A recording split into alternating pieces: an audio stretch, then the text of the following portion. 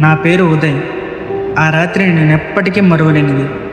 ఒక పాత వదిలేసిన హాస్టల్కి నేను అడుగుపెట్టినప్పుడు అది సాధారణ భవనం కాదని, అక్కడ ఎవరైనా ఇంకా జీవిస్తున్నట్టు అనిపించింది. నేను హాస్టల్ గేట్ తెరిచిన వెంటనే గాలి బలంగా ఊదింది. లోపల అడుగు పెట్టగానే పాత బల్లలు, కుర్చీలు అల్లకల్లోలంగా ఉన్నాయి. గోడల మీద పగుళ్ళు, దుమ్ము. అకస్మాత్తుగా ఒక తలుపు తెరుచుకుంటూ లోపల ఎవరూ లేకపోయినా తలుపు నన్ను లోపలికి ఆహ్వానిస్తున్నట్టు అనిపించింది. నేను జాగ్రత్తగా లోపల నడుస్తుంటే పైన గది నుండి అడుగుల శబ్దం వినిపించింది. దిగువ అంతస్తులో నేను ఉన్నాను, కానీ స్పష్టంగా విన్నాను. ఎవరో నడుస్తున్నారు. గుండె వేగంగా కొట్టుకుంటోంది. ఇది నిజమా లేక నా భ్రమ అని నన్ను అడుగుకున్నాను. మెట్లెక్కి ఆ గదికి చేరుకున్నాను. తలుపు మూసి దాన్ని తాకగానే ఒక్కసారిగా గది తలుపు బలంగా తలిపేసింది. లోపల నుండి పిల్లల నవ్వులు వినిపించాయి. అది ఒకేసారి అమాయకంగానూ భయంకరంగానూ ఉంది.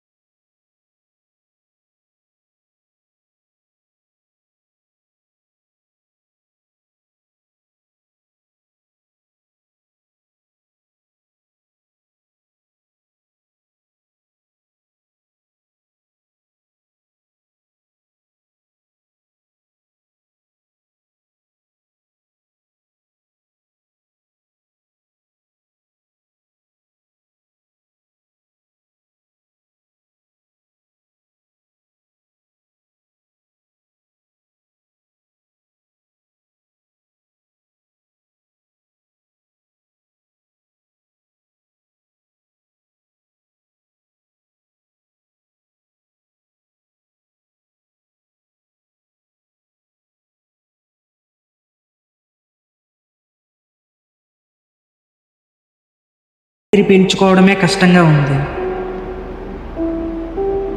అప్పుడు వెనక నుండి ఓ గట్టి స్వరం, ఇక్కడికి వచ్చిందెవ్వరూ బయటికి వెళ్ళలేరు. నిజంగా నా రక్తం గడ్డకట్టుకుపోయింది. నేను పరిగెత్తాను. మెట్లపై నుండి దిగుతుండగా ఎవరో నా కాలు పట్టుకొని లాగుతున్నట్టు ఫీల్ అయ్యాను. చివరకు గేట్ దగ్గరికి చేరుకున్నాను.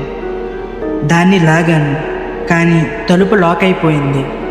ఒక గట్టి చప్పుడు, అడుగులు 1, 2, 3 దగ్గరగా వస్తున్నాయి. ఆ తర్వాత నాకు గుర్తొస్తున్నది ఒక్కటే, ఒక చల్లటి చేయి నా భుజం మీద పడింది. ఆ స్పర్శతో నేనెప్పటికీ మళ్ళీ లేవలేదు.